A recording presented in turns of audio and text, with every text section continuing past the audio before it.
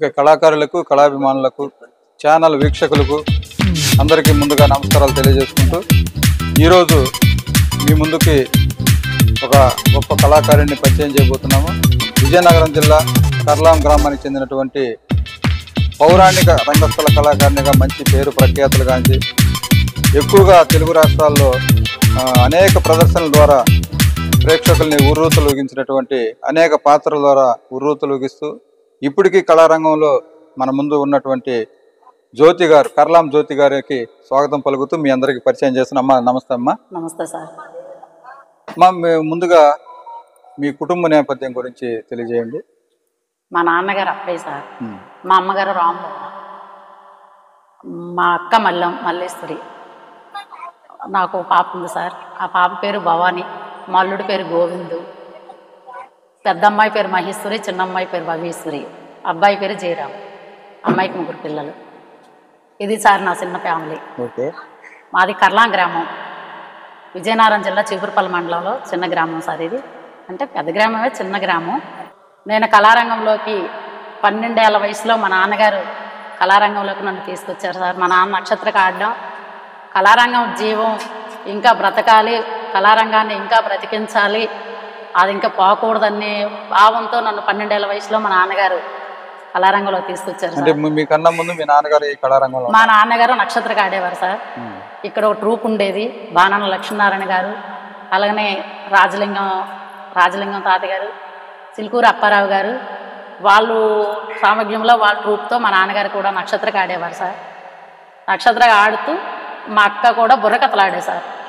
ప్రపంచవ్యాప్తంగా బుర్రకథలు అంటే అప్పుడు ఒక రేంజ్లో మా అక్క ఆడే సార్. మల్లేశ్వరి సార్ మా అక్క. మా బావగారి పేరు సింహాచలం. వాళ్ళు బుర్రకథలు ఆడుతూ ఉండగా నా పెద్ద అమ్మాయి బుర్రకథలు ఆడుతుంది. ఆమె కళారంగంలో ఏదో ఒక విధంగా కళమ్మ తల్లి సేవ చేస్తుంది. నా చిన్న కూతుర్ని కూడా తీసుకురావాలనే ఉద్దేశంతో మా నాన్నగారు మా గురువుగారు అయినటువంటి బాణాల లక్ష్మీనారాయణ గారి దగ్గరికి తీసుకుని వెళ్ళి, గురువుగారండి మా చిన్నదానికి చంద్రమతి నేర్పితే బాగుంటుందండి, ఒకసారి మీరు ఆలోచించి మా పాపకి చంద్రమతి నేర్పించండి అంటే, సరేలే నాయన, ఇప్పుడు కళారంగం అంతమైపోతున్నటువంటి నేపథ్యంలో మన గ్రామంలోనూ ఇంతవరకు చంద్రమాత వేషం నాతో అంతమైపోతుందేమో అనుకున్నా, కానీ నువ్వు తీసుకొచ్చావు, అమ్మాయికి కంపల్సరిగా నేర్పిస్తానని బాణాల లక్ష్మీనారాయణ గురువు గారు మొట్టమొదటిగా నాకు చంద్రమతి వేషానికి బొట్టు పెట్టి నాకు ఆ విద్య నేర్పి చిన్న ఆర్మన్ పెట్టి సార్, పెద్ద పెట్టి మీద కాకుండా చేతి పెట్టి మీద పద్యాలు, డైలాగులు 4 గంటలకు మా నాన్నగారు తెలిపేవారు సార్. ఉదయాన్న తెల్లవారుజాము 4 గంటలకు తెలిపి గురువుగారి దగ్గరికి తీసుకుని వెళ్ళి, అప్పుడైతే డైలాగులు కొంచెం మైండ్కి బాగా వస్తాయని చెప్పి ఆ టైం అప్పుడు మా నాన్నగారు అక్కడ తీసుకుని వెళ్ళి ఉదయం సాయంత్రం అక్కడి నుంచి మా నాన్నగారు డైలీ తీసుకుని వెళ్ళి నన్ను అక్కడ నేర్పించి ఆయన కూర్చొని నాకు చెప్పినంత వరకు కూర్చొని వచ్చేవారు సార్. అమ్మా, ఎవరైనా సహజంగా పిల్లల్ని స్కూల్కి పంపించాలి, మంచి చదువులు చదివించాలి, మంచి ఉద్యోగాలు వాళ్ళకి రావాలని కోరుకుంటారు. అలాంటిది మీ నాన్నగారు చదువు వైపు మిమ్మల్ని తీసుకెళ్ళలేదా? చదువు వైపు తీసుకెళ్ళలేదు సార్. చదువు వైపు తీసుకెళ్లారు, కానీ అప్పుడు మాకున్నటువంటి ఆర్థిక పరిస్థితి బాగులేక, ఏమి లేక, ఇబ్బందుల్లో ఉండి మమ్మల్ని చదివించే స్తోమత లేక మా నాన్నగారు మమ్మల్ని ఇద్దరు తీసుకొచ్చారు. మీ నాన్నగారు మిమ్మల్ని ఈ ఫీల్డ్లోకి తీసుకొస్తున్నప్పుడు మీ అమ్మగారి అబ్జెక్షన్స్ ఏం చెప్పలేదా? మా అమ్మగారు కూడా ఏం చెప్పలేదు సార్. మా అమ్మ కూడా కళారంగం మా నాన్నగారు వెళ్ళేటప్పుడు మా అమ్మ కూడా మా నాన్నగారు ప్రోత్సాహపరిచేది, వెళ్ళండి కళారంగం. ఆమె కూడా పాటలు పాడడం, ఆమె కూడా అంత ఇంట్రెస్ట్గా ఉండేది. మా కళారంగం పట్ల ఆవిడ కూడా మంచి ఆవిడ కూడా గౌరవంగా ఉండేది. మా అమ్మగారు కూడా మమ్మల్ని ప్రోత్సహించేవారు, ఇల్లమ్మా నేర్చుకోమ్మా, నీ ఫ్యూచర్లో నీ భవిష్యత్తులో కళారంగమే నీకు పోషిస్తుంది, మేము ఎవరం ఉన్నా ఎంతమంది ఉన్నా సరే నీకు చెయ్యూతనిచ్చి నడిపించలేరు ఎవరు, నీ కాళ్ళ మీద నువ్వు బ్రతకాలి అంటే నీకు కళారంగమే జీవం, కళారంగం మీదే బ్రతకాలి, బ్రతుకు పెట్టుద్దమ్మా కళారంగం అని మా అమ్మగారు కూడా మమ్మల్ని ప్రోత్సాహపరిచేవారు. ఆవిడకి మంచి నమ్మకం ఉంది కళ మీద. మీరు అప్పుడు ఎన్ని నిజమే అని నమ్మారా? నమ్మాం సార్. నమ్మబట్టే ఈ స్టేజ్లోకి వచ్చాం సార్. మా నాన్నగారు చెప్పేవారు, మా అమ్మగారు చెప్పేవారు. మా అమ్మ మమ్మల్ని ఇంకా మేము ఎక్కడికైనా ప్రోగ్రామ్స్కి వెళ్ళాలంటే మా అమ్మ బ్యాగులు సర్ది పంపించేసారు, వాటర్ బాటిల్ పెట్టి బ్యాగులు సర్ది, ఇంకా మధ్యలో ఏమైనా తిండాక కావాలన్నా చిన్న బాక్స్లో చపాతీ ఇలాంటివి చేసి పెట్టేది సార్ మా అమ్మ. మొదటిసారి మీ గురువు గారు నేర్పిన పాట కానీ పద్యం కానీ లేదా డైలాగ్స్ కానీ ఏమైనా గుర్తున్నాయా? గుర్తున్నాయి సార్. ఒకటి మా కోసం.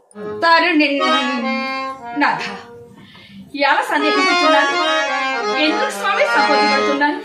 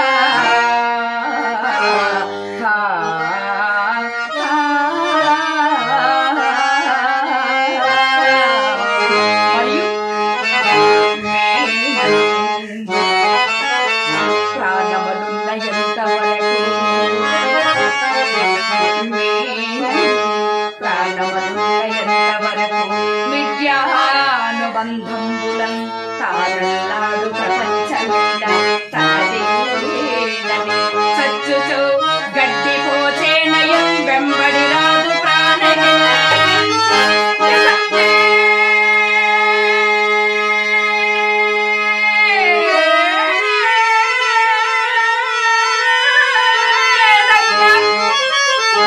గడ్డిపోచేనయం వెంబడి రాదు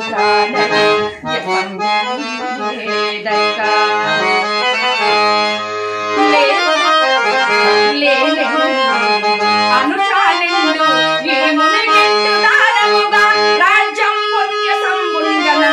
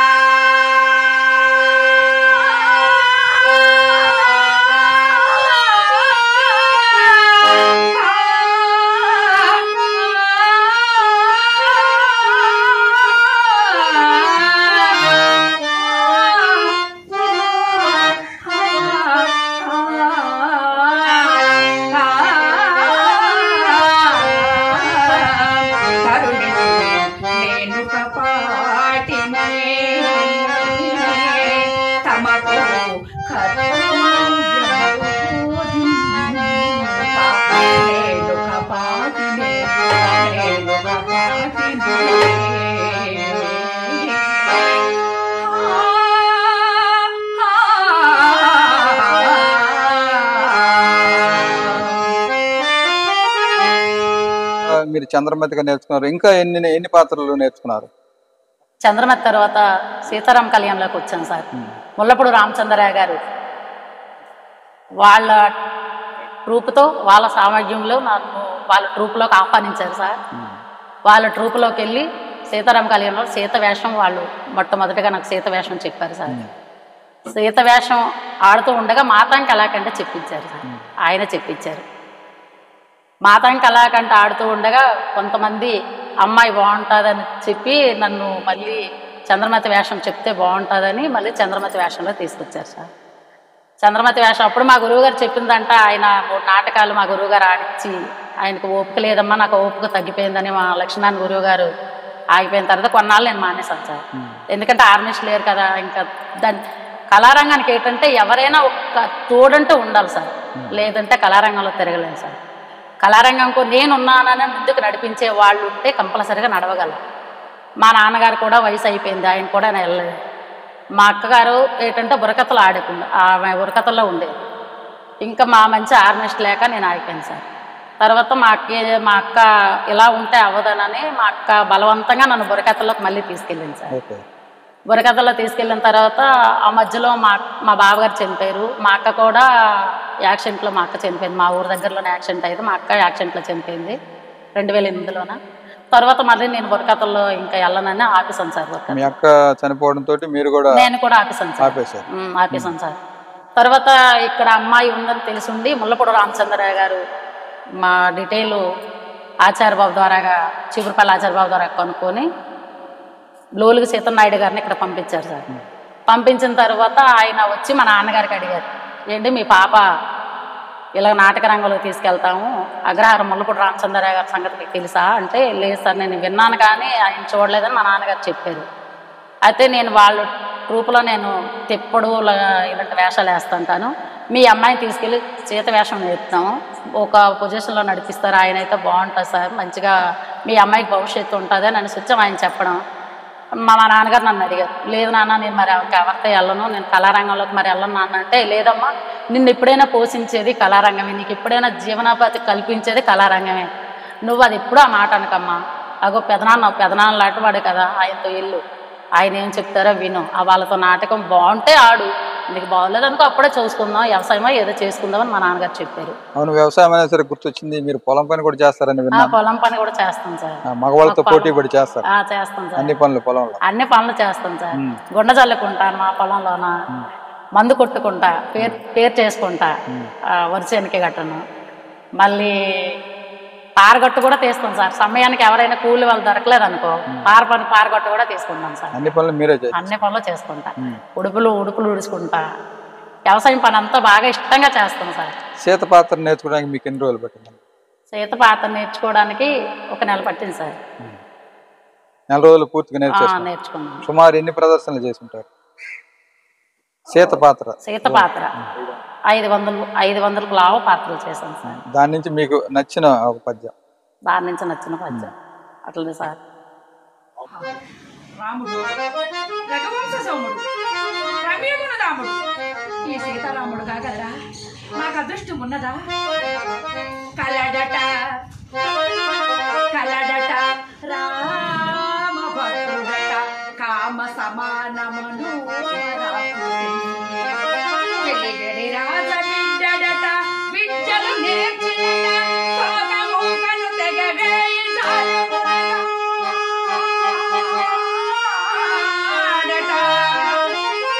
నారద మౌన చంద్రుడే తెలివిగా వింటిని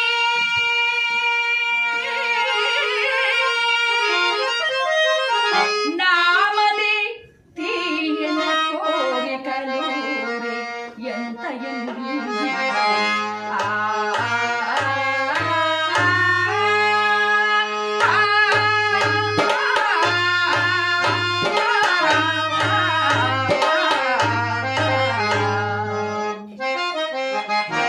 మనసు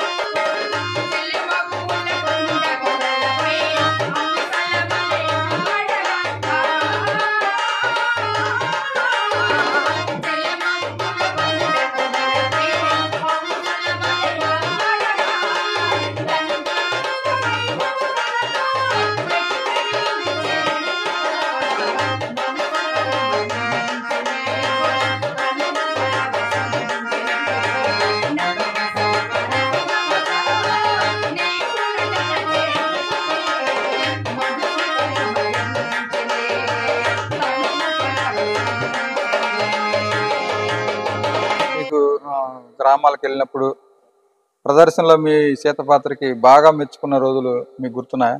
ఉన్నాయి సార్, చాలా బాగా మెచ్చుకునేవారు. సీతారాములను చూసినట్టు ఉంది, సీతాదేవిని చూసినట్టు ఉంది. మొన్న అయితే అదపాకలో అయితే ముసలి వాళ్ళే సార్. వాళ్ళు వచ్చి సీతారాముల నిజంగా సీతారాములు ఇక్కడే నిలబడ్డారు అన్నట్లు దండం పెట్టేవారు. అదే ఎందుకంటే కొంతమంది వచ్చి కాళ్ళకి దండం పెట్టేసి అవును సార్. చేస్తా ఉంటారు. ఆ తన్మయత్వంలోకి వెళ్ళిపోతారు. నాటకం చూస్తున్నామని మర్చిపోయేసి వీళ్ళు నిజంగా సీతారాములే అనే కాళ్ళకి మొక్కిన రోజులు కూడా మీకు గుర్తున్నాయా? గుర్తున్నాయి సార్. అప్పుడు చాలా చోట్ల జరిగాయి సార్. ఎలా అనిపించింది? చాలా ఆనందంగా అనిపించింది. ఆహా, ఆ సీతవేషం వేయడం నాకెంత, ఆ భగవంతుడే నాకు ఇలా చేశాడా అన్నట్లుగా అయిపోయింది సార్. రాముడు వేషం అయితే ఆయన రాముడు వేస్తే సీతగా పక్కన ఉంటే ఆ గుళ్ళో ఉన్న శ్రీరామచంద్రుని చూసినట్లుగా ఉందని ప్రతి ఒక్కరూ దండం పెట్టేవారు సార్. లేదమ్మా మేము కూడా మళ్ళీ మేకప్ తుడుచుకునేటప్పుడు కూడా అక్కడికే వచ్చి ఇదేంటి మేకప్ తుడుచుకుని తర్వాత మారిపోయారేంటి అని అడిగేవారు సార్. ఆ వేషంలో ఉన్నటువంటి ఆ యొక్క అనుభూతి అలా ఉంటుంది సార్. తర్వాత మీరు చాలా రోజుల నుంచి ఇలా కార్యక్రమాలకి హాజరవుతున్నప్పుడు గతంలో మీరు వెళ్ళిన కార్యక్రమాలకి ఇప్పుడున్న పరిస్థితులు, అప్పుడు మీరు వెళ్ళినప్పుడు దాదాపు నాకు తెలిసి రోడ్లు కూడా సరిగా ఉండేవి కాదేమో. లేదు సార్. అలాంటప్పుడు బాగా ఇబ్బందులు పడి ఉంటారు అనుకుంటాను. చాలా బాగా ఇబ్బందులు పడేవాళ్ళం సార్. పిట్లు పట్టుకొని చేతులతో కాదు బుర్ర మీద మోసుకొని చెమకలో డ్రెస్సులు బ్యాగులు తోకొని పెట్టు చేతులు పట్టుకొని గురువు గారు పెట్టి పట్టుకుంటే నేను పెట్టి పట్టుకొని ఇలాగా జర్నీ చేసేవాళ్ళం. మీకు ఇబ్బంది కనిపించలేదా? ఇబ్బంది అనిపించేది, కానీ కలమ్మ తల్లి సేవ చేయాలనే ఒక ఆనందంతో అలా చేసేవాళ్ళం సార్. అంతే, కేవలం కళ మీద ఉన్న అభిమానంతో కలమ్మ తల్లిని నమ్ముకుంటే ఎంతవరకైనా మమ్మల్ని తీసుకెళ్తుంది అనేటటువంటి ఒక ఆశతో అలా చేసి. కరెక్ట్. ఒక సామెత కూడా ఉంది కదా, చింతామణి నాటకంలో శ్రీహరి గారు చెప్తారు కదా, అమ్మ ఎంత సంపాదించినా కూడా చనిపోయేటప్పుడు మన దగ్గర ఏమి ఉండవు అనేది ఒకటి ఉంది కదా. ఇప్పుడు నిజ జీవితంలో కళాకారులు కూడా కొంతమంది అదే పరిస్థితి మీరు గమనించి ఉంటారు. నేను చాలా మందిని చూశాను. అంటే చనిపోయే స్థితిలో దీనత్వంలోకి వెళ్ళిపోయి చూసేవాళ్ళు లేక, కొడుకులు కూతురు చూడలేక, డబ్బు లేక దీనావస్థితిలో చనిపోయిన కళాకారులు చాలా మంది ఉన్నారు. వాళ్ళని చూసినప్పుడు మీకేమనిపిస్తుంది? లేదు సార్, వాళ్ళని చూసినప్పుడు అంటే ఇంత దారుణంగా వెళ్ళిపోతారంటే మనకు మనం చేసుకునేది అది. కలమ్మ తల్లి చేప వల్ల అది అయ్యేది కాదు సార్. అది మనం కొంచెం డబ్బులు ఉన్నప్పుడు మనం ఎక్కువగా విర్రవెగితే మనం అక్కడికే వస్తాం.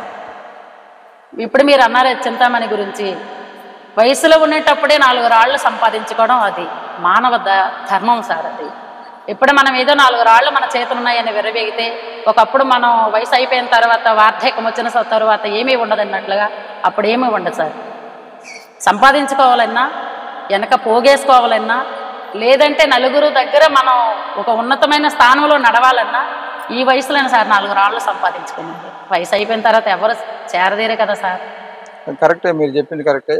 ఇట్లా మన కళాకారులు ముఖ్యంగా సినిమా ఫీల్డ్లో అయితేనేమి, ఇటు రంగస్థలంలో అయితేనేమి చాలామంది బాగా హైయెస్ట్ టాప్ పొజిషన్లో ఉన్న కళాకారులే చివరి దశలోకి వచ్చేళ్ళకి తినడానికి తిండి కూడా లేని పరిస్థితుల్లో వచ్చారు. అలా ఎందుకు జరిగి ఉంటుంది అంటారు? అది మనకు మనం చేసుకున్నాం సార్. అది డబ్బులున్నాయన్న విరవేగితే లాస్ట్కి వచ్చేసరికి అదే గతి పట్టుద్ది. నేను కళారంగంలోకి వచ్చిన తర్వాత మా నాన్నగారు ఏమీ మాకు ఇవ్వలేదు సార్. ఇప్పుడు నేను చెప్పాను వ్యవసాయం చేస్తున్నానని 70 సెంట్ల భూమి మాత్రమే ఇచ్చారు మా నాన్నగారు.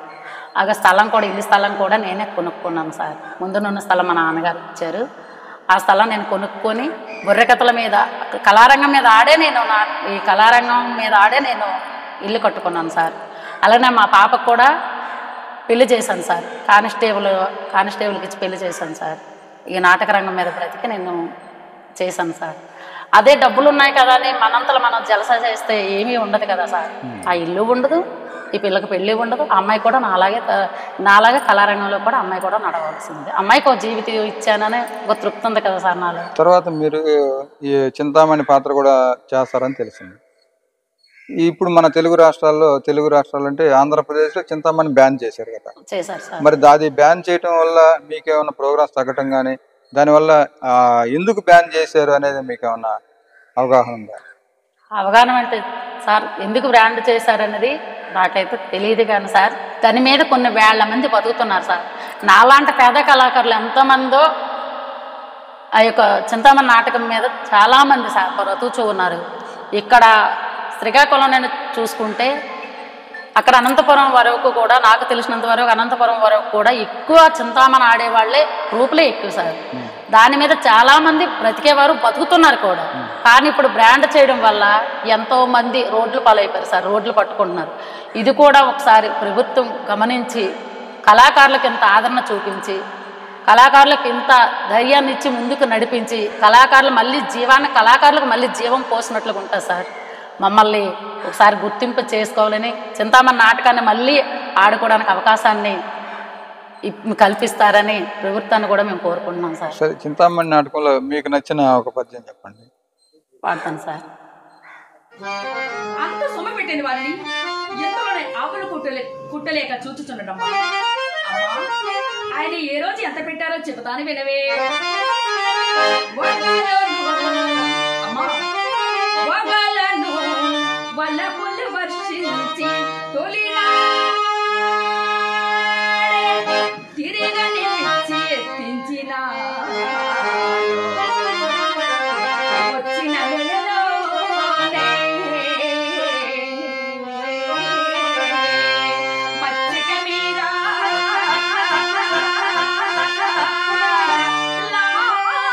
లాలించి పాడ్యములు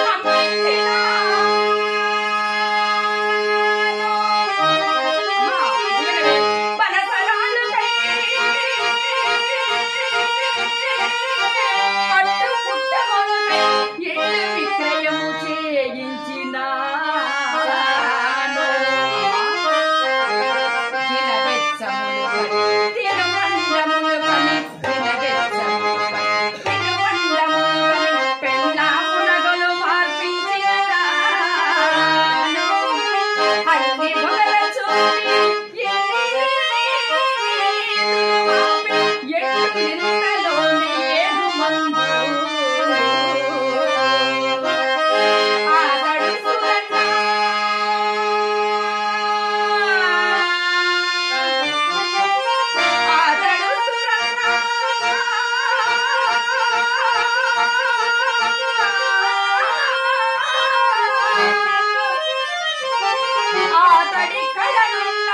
ద్రవ్యమెట్లు మనకు తప్పునమ్మా.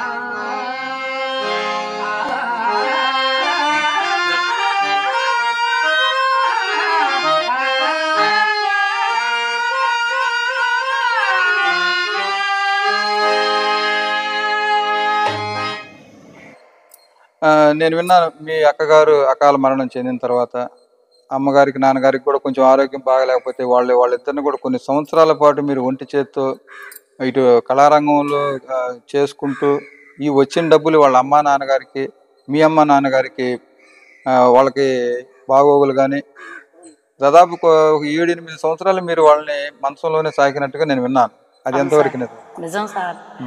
మా అమ్మగారికి మక్క జారిపోయింది సార్. ఇంట్లోనే కుర్చీ మీద ఏదో పైకి అందుకోపోతే కుర్చీ మీద జారిపోయి పడిపోయి మక్క జారిపోయింది సార్.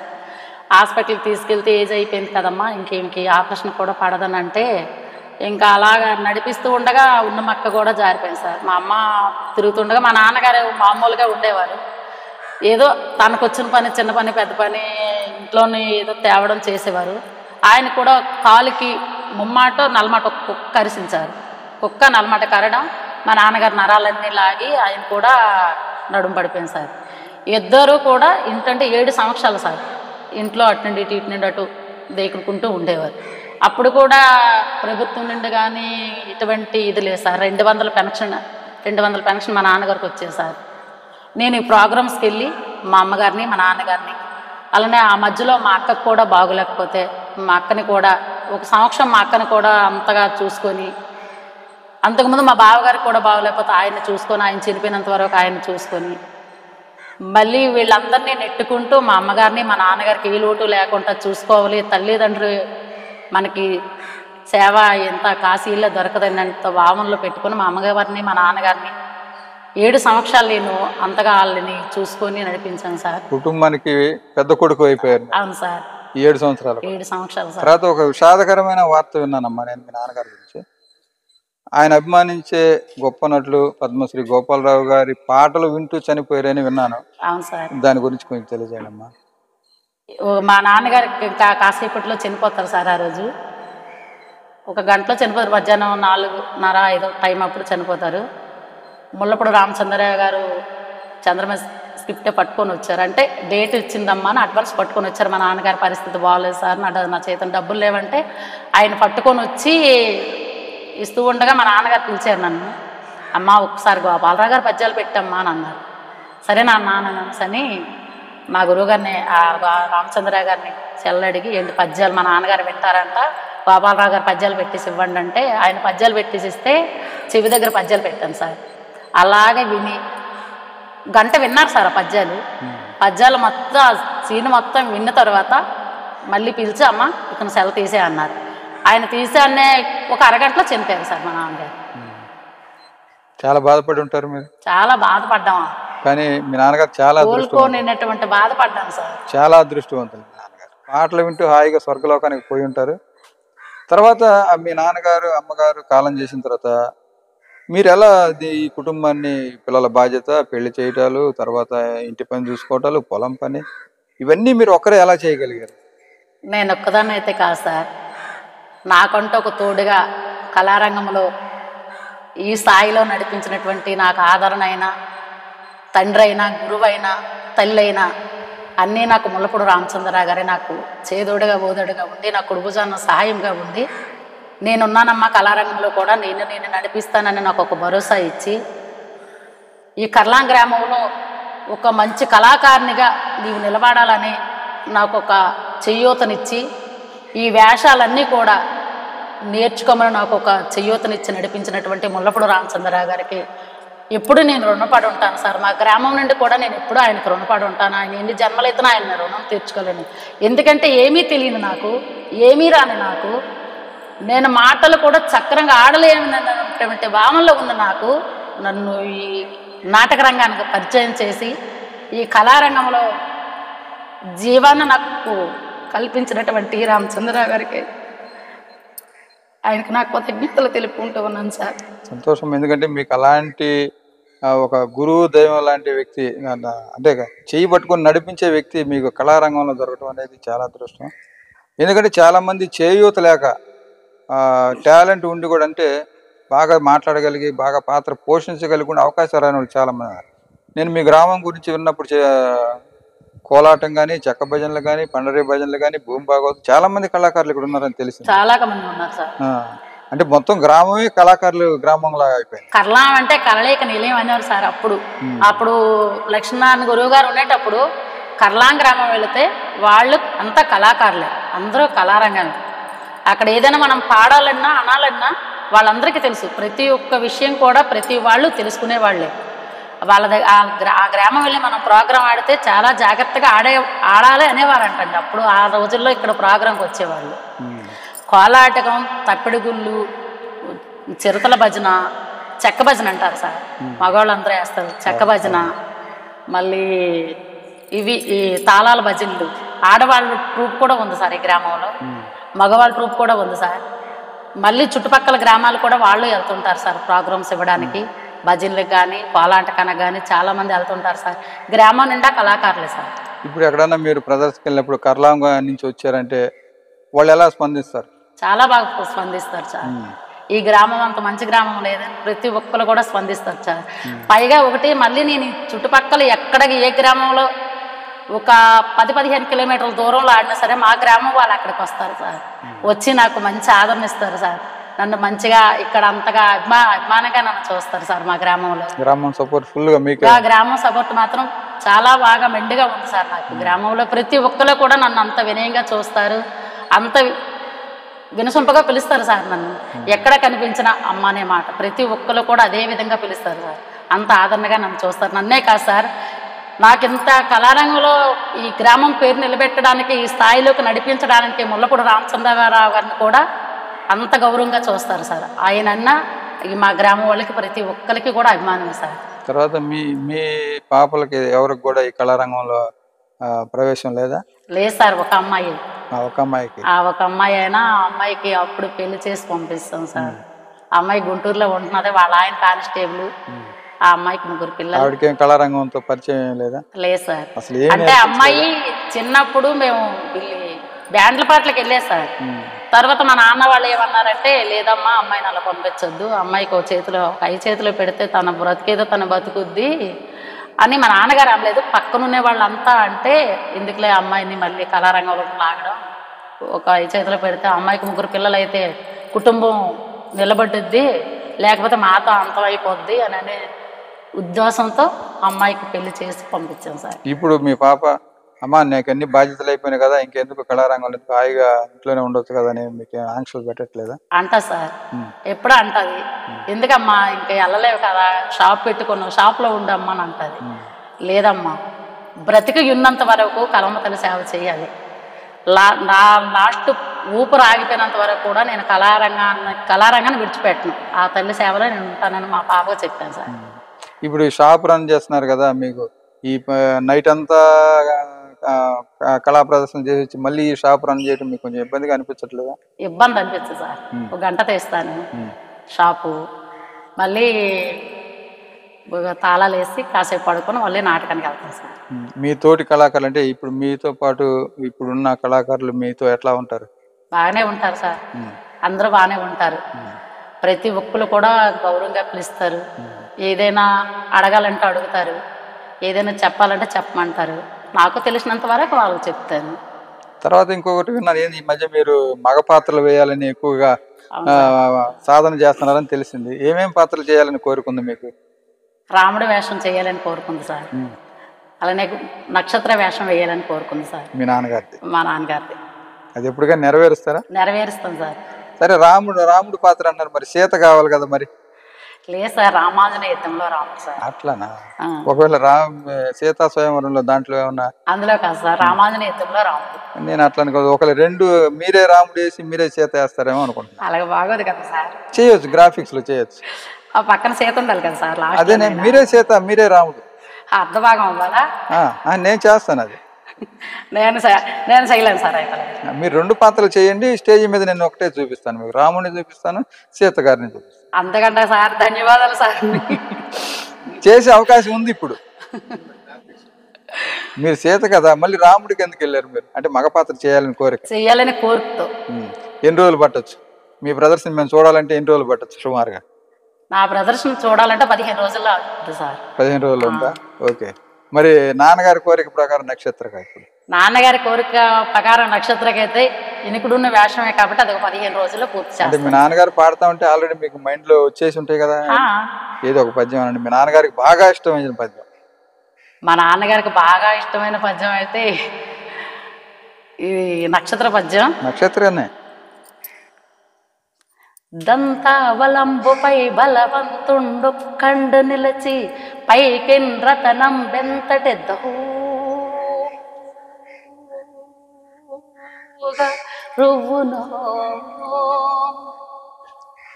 సరే, ఇప్పుడు రాముడి గురించి మేము అడగకూడదేమో, ఎందుకంటే ఇంకా మీరు సాధనలో ఉన్నారు కాబట్టి. అర్థమైంది మాకు. మీరు 15 రోజులు కాదు, నెల రోజులని మీ మొదటి ప్రదర్శనకి మమ్మల్ని ఆహ్వానించాలని మరి తర్వాత మీ తర్వాత ఇప్పుడు రాబోయే తరానికి వచ్చే కళాకారులకి, అంటే ఎక్కువ మంది నేర్చుకోవడానికి రావట్లేదు, శిష్యులను తయారు చేద్దామనే ఉద్దేశం ఉన్నా కూడా శిష్యులుగా చేరటానికి ఎవరు రావట్లేదు. మీకు ఒకవేళ ఎవరన్నా మీ దగ్గరకు వచ్చి మాకు నేర్పండి అంటే వాళ్ళని మీ శిష్యులుగా స్వీకరించి మీకున్న విద్యని వాళ్ళకి పంచడానికి మీరు సిద్ధంగా ఉన్నారా? సిద్ధంగా ఉన్నాం సార్. ఎందుకంటే ఇప్పుడు మా నాన్నగారు మా తరంతో అయిపోకూడదని నాలాట వాళ్ళ తీసుకొచ్చారు సార్. మా గురువుగారు అనగా, లక్ష్మణ్ గురువుగారు అనగా, మా నాన్నగారు అనగా, వీళ్ళు మా తరంతో కళారంగం అంతం అయిపోకూడదని మమ్మల్ని తీసుకొచ్చారు. ఇప్పుడు మాతో అంతం అయిపోకూడదు కదా సార్. ఎవరైనా వచ్చి మాకు ఇది నేర్పండి, ఈ వేషం మేము చేస్తాము, ఈ వేషానికి మాకు మేము నేర్చుకుంటాం, మాకు భరోసాగా ఉండి మాకు నడిపిస్తే మేము నడుస్తామని అనేసి ఎవరైనా వచ్చి మమ్మల్ని అడిగితే కంపల్సరీగా మేము సాయం చేస్తాం సార్. సాయమే కాదు, మాకు కలిగినంతలో మేము పెట్టుకుంటూ సాయం చేస్తాం సార్.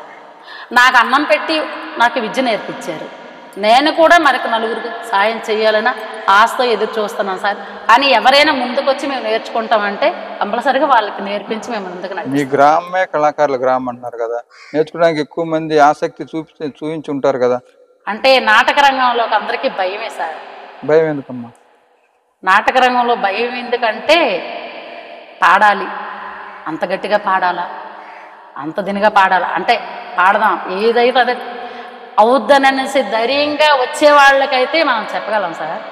అంత ధైర్యంగా రావట్లేదు. ఎందుకంటే ఈ చెక్క భజనతో సరిపోద్ది, ఈ సిరతల భజనతో సరిపోతుంది, ఇగో ఈ తప్పిడుగులతో సరిపోద్ది అన్నీ సరిపెట్టుకుంటున్నారు. అలాగనే చాలామందికి అడిగాను, మా ఊర్లోనే పిల్లలకైతే అమ్మాయిలకైతే అందరికి అడిగా. అంటే నాటక రంగంలో ఉన్న కళారంగంలో బుర్రగత్తలో ఉన్న వాళ్ళు కూడా అడిగా, నాటక రంగంలోకి రండమ్మా, 2 నాటకాలు ఆడుతురు, నాటకంలో పరిచయం చేస్తామని అనేసి ఎంతోమందికి చెప్పినా సరే ఎవరూ రావట్లేదు సార్ ముందుకి. తర్వాత నేను మీ గురించి కొంచెం ఎంక్వైరీ చేసినప్పుడు అంత దూరం అని మీరు ఒక్కరే వెళ్ళిపోతారంటే మీకేం భయం అయ్యేదా? లేదు సార్, ఆ ధైర్యం భగవంతుడు ఇచ్చారు. మా నాన్నగారు చెప్పినటువంటి సార్ అది. ఏదైనా మనం అక్కడ ఏదైనా భయం వచ్చిందంటే దాన్ని నువ్వు ఒక్కదానవే ఎదుర్కోవాలి, నీ తోడుకి ఎవరూ రాకూడదు. ఎంత దూరం జర్నీ చేయాలన్నా ట్రైన్లో కానీ బస్సులో కానీ ఎక్కడికైనా మీరు ఒక్కరే వెళ్ళిపోతారని చెప్తున్నారు. నేను ఒక్కదాన్నే వెళ్తాను సార్. అంత ధైర్యం ఏంటి మీకు?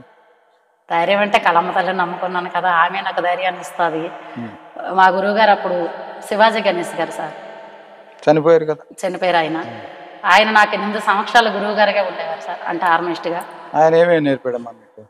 సార్ ఆయన చింతామణి నేర్పారు, విజయనగరం లింగరాజు గారు డైలాగులు, ఆయన పాటలు, శివాజీ గారి పద్యాలు నాకు చింతామణి నేర్పారు సార్ వాళ్ళు. శివాజీ గారు నన్ను పడమటి ఏరియాలో చాలా స్టేజీలు, నన్ను ఎక్కువ స్టేజీలు ఆడించారు సార్. మల్గారెడ్డి గారితో, సైజుల గారితో,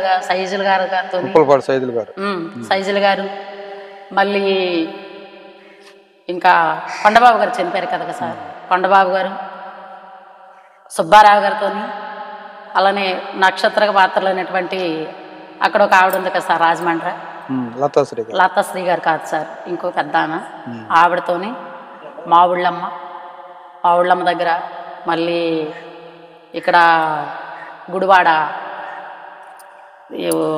కొండలమ్మ గుడి దగ్గర చాలా నాటకాలు ఆడించారు సార్. శివాజీ గారు గాలైగూడ అన్నీ పరిచయం చేసి పడమటి ఏరియాలో మొత్తం పరిచయం చేసేవాళ్ళు శివాజీ గారు సార్. ఆ ఏరియా మొత్తం పరిచయం చేసి ఈమె చంద్రమతి, ఈమె జ్యోతి గారు, పలానా గ్రామం విజయనగరం జిల్లా చీపురుపల్లి మండలం కర్లాం గ్రామం, ఈవిడ బాగుంటుంది, నేనే ఇంకా ఆర్టిస్ట్గా నేను వస్తున్నానని ప్రతి కాంట్రాక్ట్లకి కూడా ఫోన్లు చేసి, సాయిబాబా గారికి వాళ్ళకి ఫోన్లు చేసి నన్ను ఆ ఏరియాలో నడిపించి, ఇక్కడ ట్రైన్ ఎక్కించి ట్రైన్లో నన్ను కూర్చుడిపెట్టి టీటీ గారి దగ్గరికి వెళ్ళి ఈమెకు బెత్త కావాలని నాకు బెత్త ఇప్పించి, అమ్మ నువ్వు ఇక్కడ ఎక్కడ స్టేజ్ అయితే నేను అక్కడ మళ్ళీ నీ దగ్గరికి వస్తానని నన్ను అక్కడ పడుకోమని చెప్పి ఆయన ఇంకో బెత్త ఎత్తుకుండేవారు సార్. మళ్ళీ ఆ స్టేజీ రాగానే ఆయన నా దగ్గరికి వచ్చి ఆ గ్రామానికి వెళ్ళి మళ్ళీ ఆ గ్రామంలో నాటకం అయిపోయిన తర్వాత మళ్ళీ అదేవిధంగా ఆ ట్రైన్లోనే మళ్ళీ నన్ను చాలా, తన చనిపోయిన లోటు ఇప్పుడు నాకు తెలిసింది సార్. తన నన్ను ఒక చెల్లిగా నన్ను తీసుకొచ్చి ఎంతో బాగా 8 సంవత్సరాలు కూడా నాకు ఒక అన్నలేని లోటుగా నన్ను అతను నడిపించారు సార్. ఇప్పుడు ఆ లోటు అంటే నాకు ఒక అన్న పోయాడు, నా తల్లిదండ్రులు పోయేటప్పుడు కూడా నేను ఎంత బాధపడలేదు, ఎందుకంటే మా నాన్నగారు విద్య చెప్పి చనిపోయారు, నేను ఎలాగైనా బ్రతకగలను. కానీ శివాజీ గారు చనిపోవడం ఎంతో కోల్పోయాను సార్. నేను అందరికీ కాదు కానీ నేనైతే బాగా కోల్పోయాను సార్.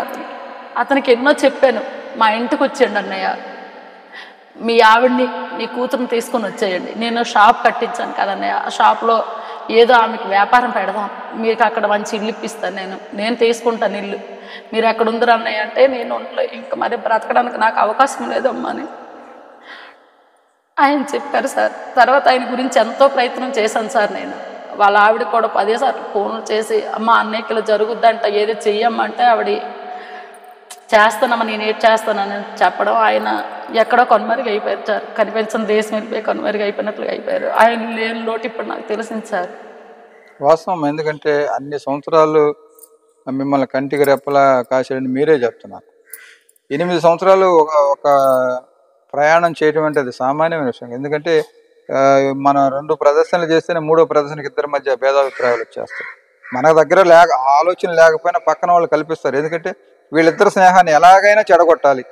ఎందుకంటే వీళ్ళిద్దరు కలిసి ఉంటే ప్రదర్శనలు బాగా వస్తాయి, లేదా ప్రోగ్రామ్ బాగా సక్సెస్ అవుతుందని. కానీ ఇంకోటి ఏదో ఒక విధంగా ఆ ఇద్దరి మధ్య విభేదాలు సృష్టించే కాలంలో మీరు 8 సంవత్సరాలు అలా ప్రయాణం చేసి మర్చిపోలేని జ్ఞాపకాలు సంపాదించుకుంటే మీరు చాలా ధన్యురాలమ్మా. అవును సార్. ఆయన ఎక్కడున్నా ఆయన ఆశీస్సులు మీకు ఖచ్చితంగా వస్తాయి, మీ నాన్నగారి ఆశీస్సులు ఉంటాయి. తర్వాత మీరు ఈ కళారంగంలో ప్రయాణం చేస్తున్నప్పుడు ఎన్నో అనుభవాలు, మీకు కొన్ని చేదు అనుభవాలు కూడా వచ్చి ఉంటాయి. మీరు ప్రదర్శనకి వెళ్ళినప్పుడు దగ్గర కానీ ఒక్కొక్క చోట చూస్తూ ఉంటాం, అక్కడ మనం ప్రదర్శన చేస్తూ ఉంటే బయట కింద నుంచి రకరకాల కామెంట్స్ చేస్తూ ఉంటారు. చాలా వస్తుంది. అలాంటివి మీకు వినిపించినప్పుడు మనం ఎందుకు ఈ కళారంగంలో మనం ఎందుకున్నాం, మనం ఎందుకు రావాలి ఇక్కడ, వీళ్ళ చేత ఎందుకు మనం మాట పడాలనే అలాంటి ఫీలింగ్స్ ఎప్పుడన్నా వచ్చినాయి? లేదు సార్, అలా రాలేదు. ఇంకా పడుదలగా నేర్చుకోవాలి. ఇంకా వాళ్ళు ఎందుకన్నారు, మనలో తక్కువ అవ్వబట్టే కదా అన్నారు, మనలో ఏమీ లేదు, సరుకు లేదనే కదా అంటున్నారు వాళ్ళు. కానీ మనం ఏంటనేది నిరూపించుకోవాలంటే ఇంకా మనం ఒక మెట్టు పైకి ఎక్కాలనే భావన వచ్చేది. కానీ వాళ్ళు ఏదో అన్నారు కదా మనం తగ్గిపోదామని ఎప్పుడూ ఆలోచన రాలేదు సార్. ఇంకా పైకి వెళ్దాం, ఇంకా ఒక మెట్టు పెంచుకుందాం. నాకంటూ కళారంగంలో నేనంటూ ఒక కళమ్మ తల్లి ముద్దుబిడ్డగా తయారవ్వాలనే ఆశతో ఇంకా పైకి వెళ్దామనే ఆ కక్ష పెట్టుకుండే వాళ్ళం. కానీ వాళ్ళు ఏదో అన్నారు కదా తగ్గిపోదాం, వెనక్కి తగ్గిపోదాం, మన ఊరు మనం వెళ్ళిపోదాం అనే భావన మాత్రం నాలో రాలేదు. మీరు ఆ కక్ష పెట్టుకొని సాధించారు కాబట్టి మేము అంత దూరం నుంచి ఇంత దూరం రాగలిగాం. అవును సార్. ఎందుకంటే మీ షాపు ఒకవైపు కళారంగం, ఈ మధ్యలో మళ్ళీ రిహార్సల్స్, వచ్చిపోయే బంధువులు, కూతురు బాధ్యతలు, ఎలా అమ్మా ఇన్ని మెయింటైన్ చేయగలిగారు? చెప్పాను సార్, మా నాన్నగారు నేర్పినటువంటి నాకు ధైర్యం సార్ అది. ఎప్పుడైనా షాపులో సామాన్లు కూడా బండితో వెళ్ళి చీపురుపల్లి వెళ్ళి 13 కిలోమీటర్లు సార్, చీపురుపల్లి వెళ్ళి సామాన్లు తెచ్చుకుంటాను సార్. పంచదార బస్తాలైనా, ఉల్లిపాయల బస్తాలు అవన్నీ నేను తెచ్చుకొని షాపులో వేసుకుంటాను సార్. ఆటోలకి కట్టేవాడిని బండితో తెచ్చుకుంటాను, స్కూటీ ఉంది బండితో తెచ్చుకుంటాను, షాప్లో వేసుకొని నేను వ్యాపారం చేస్తాను. మీ ధైర్యానికి మరొకసారి నమస్తే అమ్మా. తర్వాత ఇప్పుడు ఉన్న పరిస్థితులను బట్టి ఇంకా మీకు ఇష్టమైన వేషాలు, ఈ వేషం నేను వేసుంటే బాగుండేది, సతీసుమతి ఓటు సార్. సతీసుమతి. ఇంకా నాకు సతీసుమతి వేషం అంటే చాలా ఇష్టం సార్. భాస్కర మాస్టర్ గారు ముందుది భాస్కర మాస్టర్ గారు అని అమదాల వాళ్ళ సాయన స్క్రిప్ట్ అమ్మేస్తాను అనేటప్పుడు రామచంద్రరావు గారు బతిమాలం సార్, ఆ స్క్రిప్ట్ తండ్రి అందులో పాత్రల వల్లే ఉంటాయి, వేషాలు బాగుంటాయి, సుమతి వేషం అంటే నాకు చాలా ఇష్టం సార్, ఆ వేషం నేను నేర్చుకుంటానంటే ఈయన అక్కడికి వెళ్ళి ఆ స్క్రిప్ట్ కొనుక్కొచ్చారు సార్. అది నేర్చుకుందామంటే ఎప్పుడూ ఆటంకమే సార్, ఏదో ఒకటి ఆటంకం అయినా నేను పట్టు వెళ్ళలేదు సార్. మొన్న శుక్రవారం నాడు పూజ పెట్టాం సార్, సతీసుమతి వేషం పూర్తి చేయాలి, అది కూడా త్వరగా పూర్తి అవ్వాలని కోరుకున్నాం. తర్వాత మీకు సోషల్ డ్రామాల్లో కూడా కొన్నిట్లో మీరు ప్రదర్శించినట్టుగా విన్నాం, అంటే పరిషత్తుల్లో ఇప్పుడు గరుడ అవార్డు, హనుమ అవార్డు కూడా వచ్చిందని విన్నాం. వచ్చింది సార్. అవి ఏమేమి నాటకాలకు వచ్చినాయి? ఇది సుభద్ర వేషం, వీరభమణ్య నాటకంలో సుభద్ర వేషం ఇచ్చారు సార్. విజయనగరం సత్యబాబు అన్నయ్య, వీరరాజు సత్యబాబు అంటారు ఆయన. ఆ వేషాన్ని అమ్మ నీకైతే వేషం బాగుంటుంది, అయితే ఉంటావు కదా, సుభద్ర వేషం నీకు బాగుంటుందని నెల్లూరు శ్యామలరావు గారు ఆయన చెప్పారు సార్. శ్యామలరావు గురువు గారు ఈయన నన్ను చూసి ఈయన తీసుకెళ్ళి రామచంద్రరావు గారు అక్కడ తీసుకెళ్ళి చూపిస్తే వాళ్ళు నాకు ఆ వేషం ఇచ్చారు సార్. అందులో నాకు ఉత్తమ నటిగా హనుమ అవార్డు వచ్చింది సార్ తిరుపతిలో. మంచి. తర్వాత మీకు ఈ కళారంగంలో రాణించారు కదా, ఇటువైపు సినిమా రంగం నుంచి మీకేమి ఆఫర్లు రాలేదు? వచ్చాయి సార్, కానీ నేనే వెళ్ళలేదు సార్. ఎందుకండి? శివాజీ గారు అప్పుడు ఉండేటప్పుడు వద్దమ్మా సినిమాల్లోకి వద్దు, శివాజీ గారికి చాలా మంది ఫోన్ చేసేవారు సార్, రాజు వీళ్ళంతా. శివాజీ గారు మీ దగ్గర ఒక అమ్మాయి ఉందంట, హైట్ ఉంటుందంట, అమ్మాయి వాయిస్ కూడా బాగుంటుందంట, అమ్మాయిని కళారంగంలో సినిమా ఫీల్డ్లో పంపించండి, వెండితెర మీద ఏదో ఇలాంటి వేషం చెప్తామంటే లేదు సార్ పంపించాం, ఆమె నాటక రంగంలోనే ఉంటుంది, నాటకాలకు తప్పించాము, కళారంగం సినిమా ఫీల్డ్లోకి రాదు సార్ అని. హైదరాబాద్ వెళ్ళేటప్పుడు మేము మూసీపేటలో నాటకం ఆడేటప్పుడు అక్కడ చూసారు సార్ చాలామంది సినీ వాళ్ళు వచ్చి, వాళ్ళు స్టేజ్ దగ్గరికి వచ్చి కూడా అడిగారు, అమ్మ మేము సినిమాలకు తీసుకుంటాము వస్తారా అని అన్నాను. లేదు సార్ నేను సినిమాలకు రాలేను సార్, అప్పుడు మా అమ్మ మా నాన్న ఉండేవారు. మా నాన్నగారు మా అమ్మగారు ఉన్నారు. వాళ్ళు ఏంటంట అసలు వాళ్ళు బాగులేని పరిస్థితిలో ఉన్నారు. నేనైతే సినిమాల్లోకి రాలేను సార్ అనేసి వాళ్ళకి దండం పెట్టి వచ్చేదాన్ని. ఎందుకు వెళ్ళి ఉంటే బాగా డబ్బులు సంపాదించేవారు? లేదు సార్, వద్దు సార్. కళారంగం నాకు కళమ్మ తల్లిని ఇక్కడతో ఏదైనా రంగస్థలం మీద నటించడమే ఇష్టం. వెండి తెర మీద నటించకూడదు సార్, నేను నటించలేను. ఇది రియల్, అది రియల్. అంతే, అంతేనా? అంతే. ఇంకా ఇష్టమైన పాత్రలు ఏమున్నాయి? ఇంక ఇష్టమైన పాత్రలు అంటే మీరు చేయకపోయినా ఆ పాత్ర బాగుంది, ఎప్పుడు కానీ బాగుంటుంది ఆ పాత్ర అనే? అర్జున్ వేషం ఇష్టం సార్.